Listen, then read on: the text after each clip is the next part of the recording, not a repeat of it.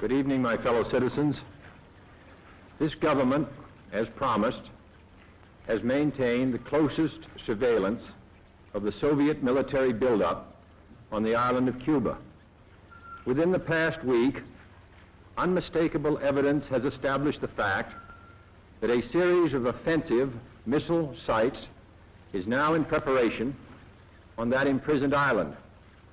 The purpose of these bases can be none other than to provide a nuclear strike capability against the Western Hemisphere.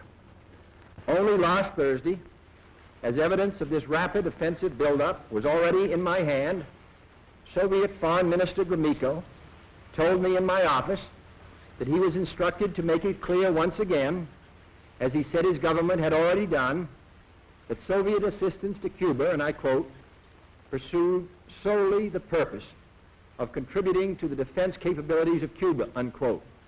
That, and I quote him, training by Soviet specialists of Cuban nationals in handling defensive armaments was by no means offensive. And that if it were otherwise, Mr. Gromyko went on, the Soviet government would never become involved in rendering such assistance, unquote. That statement also was false. Acting therefore in the defense of our own security and of the entire Western Hemisphere, and under the authority entrusted to me by the Constitution, as endorsed by the resolution of the Congress, I have directed that the following initial steps be taken immediately. To halt this offensive buildup, a strict quarantine on all offensive military equipment under shipment to Cuba is being initiated. All ships of any kind bound for Cuba, from whatever nation or port, will, if found to contain cargoes of offensive weapons, be turned back. It shall be the policy of this nation to regard any nuclear missile launched from Cuba against any nation in the Western Hemisphere as an attack by the Soviet Union on the United States, requiring a full retaliatory response upon the Soviet Union.